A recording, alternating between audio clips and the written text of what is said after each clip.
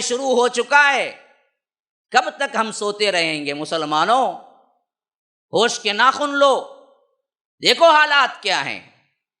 یہ ہوش کے ناخن لینے کے لیے میں نے تاریخ کے ساتھ وہ واقعہ آپ کے سامنے رکھنے کا سوچا جو واقعتاً ہمارے لیے عبرت ہے، سبق آموز ہے، بڑا بہترین ہمارے لیے، بلکہ سملیرٹیز تو اتنے ہیں کہ اگر ہم غور کریں تو آج بھی یہ ڈوبتی ہوئی کشتی کو ہم بچا سکتے ہیں۔ کیوں؟ حالات کی مماثلت اتنی ہے، عبرت اور نصیحتیں اتنی ہیں۔ اب ان چند باتوں جو تمہید کی حیثیت سے میں نے آپ کے سامنے پیش کیا، ذرا غور و فکر کے انداز میں میرا ساتھ دیں، انشاءاللہ میں آپ کو وہاں تک لے جاؤں گا جہاں لے جانا چاہتا ہوں۔ اور آپ کے سننے کا انداز مجھے کیا مسرت بخش رہا ہے کہ آپ سننے کے لیے واقعتاً جمع ہوئے ہیں، ذہین سماعتوں سے میں خطاب کر رہا ہوں۔ مجھے معلوم ہے کہ نشانہ ٹھیک وہیں پر لگے گا جہاں پر میں لگانا چاہتا ہوں۔ آپ ہمتن گوش ہو جائیے۔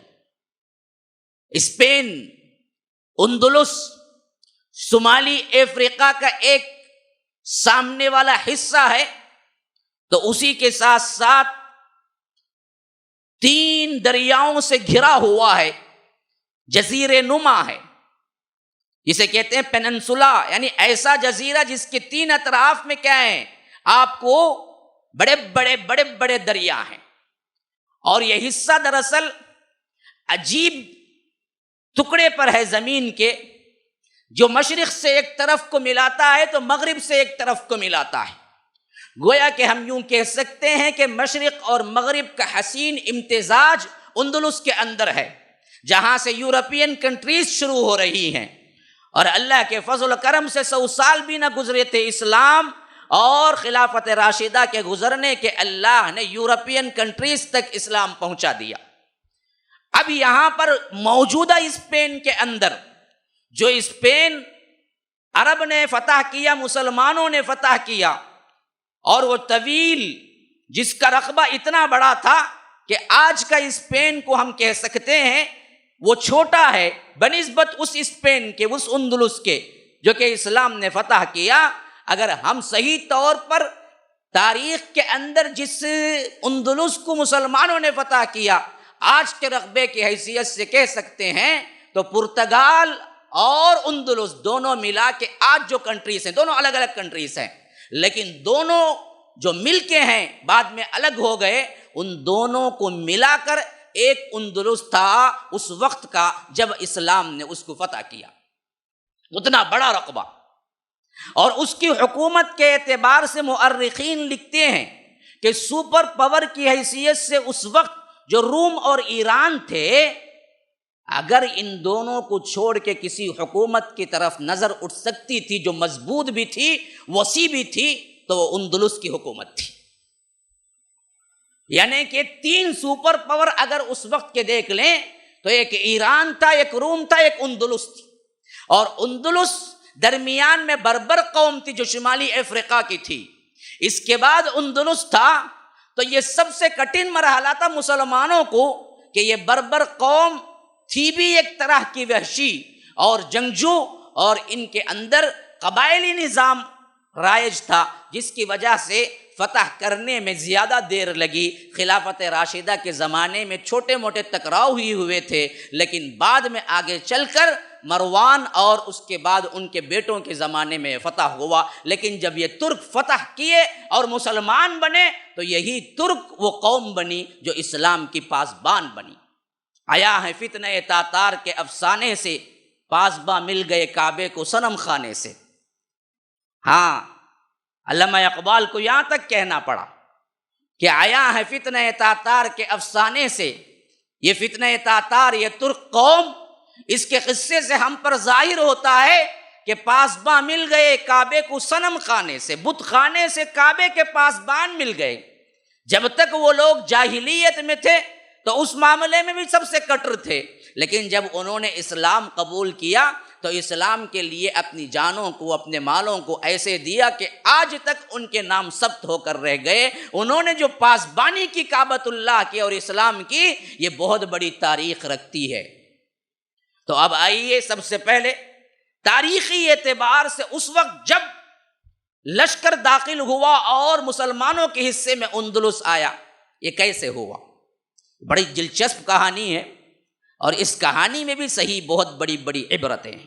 یاد رکھیے، کوئی بھی حکومت ہو اور کوئی بھی اس کا مذہب ہو اور کوئی بھی اس کے اندر بادشاہ ہو، لیکن اگر حکومت نااہل ہو جائے، اب اچھی طرح سن لے، 3 باتیں۔ حکومت نااہل ہو جائے، اس کا اونچا طبقہ عیش پرست ہو جائے، درمیانی طبقہ ٹیکسوں کی وجہ سے پریشان ہو جائے، اور نچلا طبقہ کھانے کو رونے لگے بھوک کے مارے، تو پھر نتیجہ نکلتا ہے یا تو نچلا طبقہ بغاوت کر کے حکومت کو ہٹا دیتا ہے، یا تو اللہ دوسرے ممالک کے ذریعے ان پر حملہ کروا کے اس حکومت کو مٹا دیتا ہے۔ اب سملیرٹیز ہندوستان کے دیکھو، میں صرف آپ کو اشارے دوں گا۔ جہاں حکمراں ظالم ہو جائے، جہاں حکمراں ظالم ہو جائے، اونچا طبقہ عیاش ہو جائے، درمیانہ طبقہ ٹیکسوں کی وجہ سے پریشان ہو جائے، نچلا طبقہ بھوک کے مارے مرنے لگے، تو یا تو نچلا طبقہ باغی ہو کر حکومت کو ہٹا دیتا ہے، یا نہیں تو بیرونی طور پر کوئی دوسری قوم کو اللہ ان پہ مسلط کر کے اس قوم کو مٹا دیتا ہے۔ یہ میں نے دوسری مرتبہ دہرایا تھا کہ ذہنوں میں بیٹھ جائے، کیونکہ مجھے صرف تاریخ بیان کرنا نہیں ہے، مجھے ایک سبق دینا مقصود ہے۔ ہندوستان کی حالت پر آج غور کرو، سب سے اونچا طبقہ عیاش ہے، حکمراں ظالم ہے، درمیانی طبقہ ٹیکسوں کی وجہ سے پریشان ہے، خاص کر نوٹ بندی اور نوٹ بندی کے سلسلے میں جو کچھ انہوں نے ٹیکسز بڑھائے، اس حالت میں ہر بزنس والا پریشان ہے، ہر طبقہ پریشان ہے، اور ہمارے سے نچلے متوسط جو گھرانے ہیں، ان سے نچلے طبقے کھانے کو ترس رہے ہیں۔ تو یاد رکھو، قریب کے زمانے میں 2 نتیجوں میں سے ایک ہونا ہے، یا تو نچلا طبقہ باغی ہو کے حکومت کو ہٹانا ہے، یا تو بیرونی طور پر کیا ہے، کہیں سے اللہ تبارک و تعالی انتظام کرنا ہے۔ یہی ہوا ہے ہمیشہ تاریخ کے اندر، حکومت اس کی باقی رہی، مذہبیت کی بنیاد اور ہے، لیکن اللہ تبارک و تعالی ظالم حکومت کو کیا ہے، کبھی دراز نہیں کرتا۔ ظالم اگر حکومت ہو، انصاف اگر نہ ہو، تو اللہ تبارک و تعالی وہاں سے حکومتیں ہٹا دیتا ہے۔ یہی تاریخ ہمیں سکھاتی ہے۔ آج ایک سوال آپ کے ذہن میں ہو سکتا ہے کہ آج کی تقریباً آدھی آبادی یا آدھا حصہ دنیا کا انگریزوں کے ہاتھ میں ہے،